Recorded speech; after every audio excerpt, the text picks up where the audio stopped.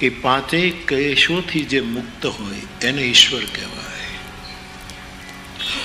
અને પાંચ ક્લેશ એટલે રાગ, દ્વેષ, અસ્મિતા, અભિનિવેશ, આ બધા જે લક્ષણો બતાવ્યા છે ક્લેશ, એ અવિદ્યા, અસ્મિતા, રાગ, દ્વેષ, અભિનિવેશ આ ભગવાન પતંજલિના કહેવાથી પાંચ ક્લેશો છે. તુલસીદાસજીએ પણ ક્લેશ માટે ઘણું જ કહ્યું છે. તો જેનામાં પાંચેય ક્લેશ ન હોય એને ઈશ્વર કહી શકાય. કોઈ પણ વ્યક્તિને આપણે ઓળખતા હોઈએ અને આપણને એમ દેખાય કે આ માણસમાં કોઈ દિવસ રાગ નથી, રાગ અને દ્વેષ સાપેક્ષ છે. કોઈના તરફ રાગ થયો તો દ્વેષ થવાની પૂરી સંભાવના છે. રાગના કારણો ઘટી જશે, રાગ દિશા બદલશે, સ્થાન બદલશે, તો તુરંત એની સાથે જ જોડાયેલું સાપેક્ષ હોવાને કારણે દ્વેષ પ્રગટશે. એટલે આપણા અધ્યાત્મ જગતમાં ગુરુ શિષ્યની વચ્ચે પણ ક્યારેય દ્વેષ ન થાય એવો મંત્ર આપણે મા વિદ્વેષા વહે. ગુરુ શિષ્ય વચ્ચે કોઈ દિવસ દ્વેષ થાય, પણ જો ગુરુમાં રાગ હશે તો દ્વેષની સંભાવના છે. ગુરુમાં અનુરાગ હોવો જોઈએ. રાગ દ્વેષથી મુક્ત ચિત્ત ગુરુનિષ્ઠ ગણાશે એવું લાગે છે. મેં એવું અનુભવ્યું છે કે ઘણાને લખીને પણ મારા ગુરુ આ છે, મારા સદગુરુ આ છે, ફોટા એની કૃપાથી હું બધું કરું છું, આવું છાપે પણ છે જેને કોઈ પણ. અને પાછા એ જ વ્યક્તિ એ જ ગુરુના તરફ દ્વેષ પણ રાખે છે. એટલે ઉપનિષદનો મંત્ર બહુ જ સાવધાન કરે છે કે ગુરુ શિષ્યની વચ્ચે પણ દ્વેષ ન થાય. રાગ આવ્યો તો દ્વેષ થશે, આ નિયમ છે. સિક્કાની બે બાજુ છે.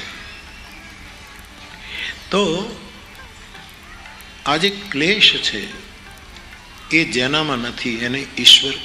આપણને કોઈ કહે કે તમે તો ઈશ્વર છો, અથવા તો આપણે ઈશ્વરો હમ, ગીતામાં લખ્યું છે હું ઈશ્વર છું, હું ભોગી છું, હું બલવાન છું, હું સુખી છું, હું સિદ્ધ છું, આવું ગીતામાં આવ્યું છે. ઈશ્વરો હમ, હું ઈશ્વર છું, બલવાન સુખી, હું સુખી છું, હું બલવાન છું, આવા શબ્દો આસુરી વૃત્તિમાં આવ્યા છે. પરંતુ એ તો આપણે નક્કી કરેલી બધી વસ્તુ છે. પણ જેને કોઈના તરફ રાગ નથી, કેવલ અનુરાગ, ને રાગ નથી તો દ્વેષ નથી, અવિદ્યા નથી. અવિદ્યાને કારણે એક જ સીધો સાદો અર્થ બંધન થાય છે. અવિદ્યા બંધન વાત નાખે. જા બસ જીવ પરાભવ કૂપા, એ ઊંડા કૂવામાં આપણને નાખે છે અવિદ્યા. આ ઉપદેશ નથી બાપ, આપણે સંવાદ કરીએ છીએ, અનુભવોની લેનદેન કરીએ છીએ. અસ્મિતા સારો શબ્દ છે. અસ્મિતાના અર્થમાં ગર્વ પણ થાય છે. અસ્મિતા એટલે ગર્વ, પણ પોલિશ કરેલો એક સારો શબ્દ એને ઘડીને મૂકેલો. અસ્મિતા એટલે ગૌરવ. ગર્વ ઠીક નથી. ગર્વમાં શું હોય છે કે આપણી મહત્તા હોય છે, ગૌરવમાં બીજાની મહત્તા હોય છે. મને મારા ગુરુનું ગૌરવ છે, મને મારા હરિના નામનું ગૌરવ છે, મને મારા શાસ્ત્રનું ગૌરવ છે, મને મારા સનાતન ધર્મનું ગૌરવ છે. આ ગૌરવ ગર્વ ઠીક છે. આપણે બોલીએ છીએ ગર્વ સે કહો હમ ફલા હૈ, ગર્વ સે કહો હમ હિન્દુ છીએ, ભારતીય છીએ, આવું બધું આપણે બોલીએ, સારી વસ્તુ છે, એમાં આપણે બહુ એમાં નથી જવું આપણે. પણ ગર્વ હંમેશા પોતાને પ્રસ્તુત કરે છે. હું બલવાન, હું સુખી. ગૌરવ બીજાનો સ્વીકાર કરાવે છે. ભારતનો હું છું એનું ગૌરવ, હું સનાતની છું એનું ગૌરવ. અંગ્રેજીમાં બે શબ્દો છે. ભાઈ વિશાલ ક્યાં બેઠો છે? વિશાલ ભાઈ અંગ્રેજીનું હોય ને એટલે તને પૂછું. SIN એનો ઉચ્ચાર sin ને, SIN મીન્સ sin. બરાબર છે? આ વિશાલ અર્થ કરે છે, બરાબર છે ને? માનસી આ અર્થ કરે બરાબર છે ને? SIN sin. sin એટલે તમને ક્યાં પૂછું? જેને પૂછ્યું જવાબ મારે લક્ષ્મણસિંહને પૂછવું છે. sin એટલે પાપ, બરાબર છે? પાકું છે. એક બીજો શબ્દ છે સન. એનો સ્પેલિંગ વિશાલ જોરથી બોલો ને. નહીં એવો દીકરા વાળો નહીં, તારા બાપાને દીકરા વાળું નહીં, હમણાં એ મૂકી દેવું છે. SON એ તો સન છે. SUN એનો અર્થ સૂર્ય. શું કામ? SIN માની sin એટલે પાપ, બરાબર? SUN સન માની પુણ્ય. કેમ આટલું બધું ઉચ્ચારમાં તો બોલીએ તો એક આમ બહુ મળતું છે, ત્રાસ છે. sin એટલા માટે sin છે કે એની મધ્યમાં આય છે. હું ઈશ્વરોહમ, ઈશ્વરોહમ, ઈશ્વર. એનું કેન્દ્રમાં આય આય આય આય એટલે પાપ છે. ને પાપનું નામ અંધકાર છે. અંધારામાં દેખાતું નથી. પણ SUN એના કેન્દ્રમાં યુ એ ગૌરવ છે. જેના કેન્દ્રમાં યુ તું એ ગૌરવ છે. જેના કેન્દ્ર એ પ્રકાશ છે, એ પુણ્ય છે. અને જેના કેન્દ્રમાં આય એ પાપ છે. તો અસ્મિતાનો અર્થ ઘણા અમે આપ સૌ જાણો છો કે વર્ષો સુધી આપણા કૈલાસ ગુરુકુળમાં અસ્મિતા પર્વ રહ્યું. અને એ નામ અમારે હરીશભાઈ અને વિનોદભાઈએ નક્કી કરેલું, અસ્મિતા. અને એ ચાલ્યું. પરંતુ અસ્મિતા પણ ક્લેશ છે. અને અમુક વર્ષો પછી એ ક્લેશથી મેં મુક્તિ લીધી. ઘણા લોકો કહે છે કે અસ્મિતા પર્વ કેમ બંધ? સારું હતું, હજી સારું છે. બીજી રીતે આપણે કરીએ, કંઈ પણ કરીએ. પણ અસ્મિતા એ ક્લેશ, એ મારા મગજમાં જ્યારે આવ્યું કે આ તો ક્લેશ છે. અને બીજી રીતે ક્લેશ નહીં, આનંદ આવે. આટલા વિદ્વાનો, આટલા સારસ્વતોની સાથે બધું આનંદ, પણ છે તો ક્લેશ. ચોક્કસ. જ્યારે પતંજલિ કહે તો રાગ, દ્વેષ, આ જે ક્લેશો છે એમાં અસ્મિતા પણ ક્લેશ છે. હા, એ ક્લેશ સારો થશે જ્યારે આપણે કેન્દ્રમાંથી હટી જઈએ. તું તો સૂર્ય છે, તો પ્રકાશ છે, તો મોહનો અંધકાર નથી. તો રાગ, દ્વેષ, અસ્મિતા, અવિદ્યા તો આપણને બંધનમાં નાખે જ. અભિનિવેશનો સીધો સાદો અર્થ થાય બહુ જીવવાની ઈચ્છા, અતિશય જીવવાની ઈચ્છા. ભજન કરવા માટે પરમાત્મા કાગભૂષુંડીજીની જેમ હોય કે તજૌન તન નિજ ઈચ્છા મરના, ક્યોંકિ તન બિનુ બેદ ભજન નહીં ભરના. મારે નથી મરવું, પણ એ ભજન જો કેન્દ્રમાં, ભજન માટે જીવવું જોઈએ. ભજનનો અર્થ થાય સેવા, પણ સેવા માટે જીવવું જોઈએ, સ્મરણ કરવા માટે જીવવું જોઈએ. ખોટું ખોટું જીવવાનો શું અર્થ છે?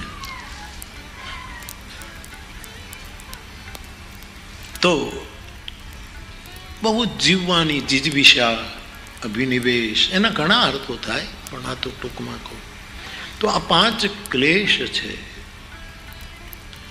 આ પાંચેય જેનામાં આપણે તો સંસારી છીએ એટલે આપણામાં તો આ બધું જ હોય. રાગ પણ હોય, દ્વેષ હોય, આપણે ગર્વ કરતા હોઈએ, આપણને જીવવાની ઈચ્છા પણ હોય કે ખૂબ જીવીએ, અવિદ્યામાં અટવાતા હોઈએ, હું તમે બધા. પણ આ પાંચેય જ્યાં નથી એને પતંજલિ ઈશ્વર કહે છે. શ્રી હનુમાનજીને તમે જુઓ, હનુમાનજીને પણ ઈશ્વર કહ્યા છે.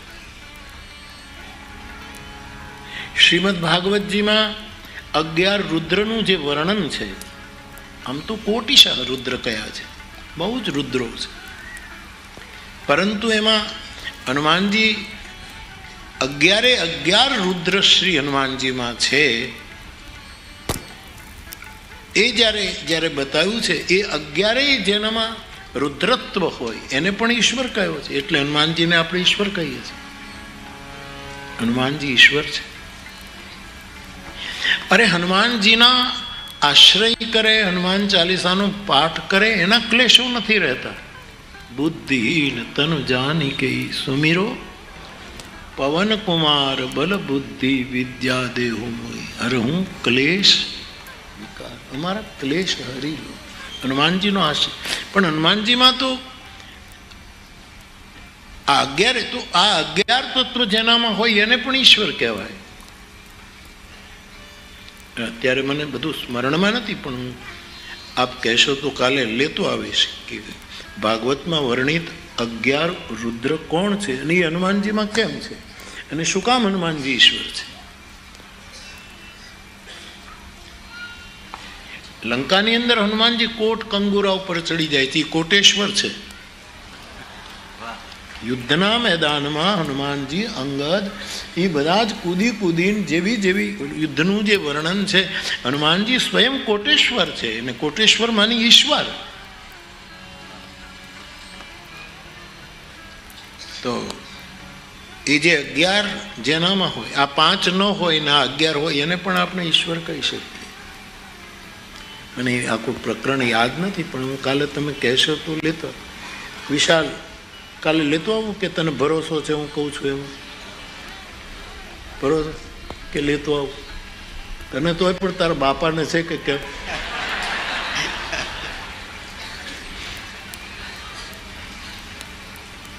કાલે ભાગવતનું દર્શન કરી લે. એનો 1-2 વસ્તુ મને યાદ છે. પહેલો ને છેલ્લો યાદ છે. પ્રથમ રુદ્ર છે રૈવત. જેનામાં રૈવત હોય ઈશ્વર છે. આવા 11 બાપુ. રૈવતનો અર્થ થાય અત્યંત વેગવાન. આ રૈવત શબ્દથી આપણે ક્યાં રેવાળ શબ્દ આવ્યો? રેવાળ ઘોડી, અત્યંત વેગવાન. દરબારો જે ઘોડી લઈને નીકળે બાપુ, રૈવત દ્રુત ગતિ. પછી બીજા ઘણા અર્થો હોય છે શબ્દકોશમાં, પણ આ તો જે. અને મારુત તુલ્ય વેગમ, અમારો હનુમાન છે, પવન જેવો જેનો વેગ છે રૈવત. એક ક્ષણમાં કેવો વેગ હશે, થોડા સમયમાં 12 રઘુવીર સંભારી, તરક એવું પવન તનય બલ ભારી, જયગીરી ચરણ દે હનુમંતા ચલે ઉસગા, જીમી અમોઘ રઘુપતિ કરવાના. એના જેની રૈવત ગતિ છે એ એક રુદ્રનું, ઈશ્વરનું લક્ષણ છે. પરમાત્મા તત્વ ક્ષણનો પણ વિલંબ ન કરે એવી ગતિથી સાધુની વહારે દોડે છે, સંતોની વહારે. વિલંબ કરે તો કેમ પાલવે? તો રૈવત યાદ છે. બાકીનો કાલે રાખીએ તો બરાબર. એનો અર્થ લાવું ને એમ. તો હમણાં કહેતો તો ભરોસો છે ને પાછો ના લાવીશ. એક નવો વિષય. આ તો ઈશ્વર મેં કેન્દ્રમાં રાખ્યો છે એટલા માટે કેટલી સામગ્રી પ્રાપ્ત થવા માંડે પછી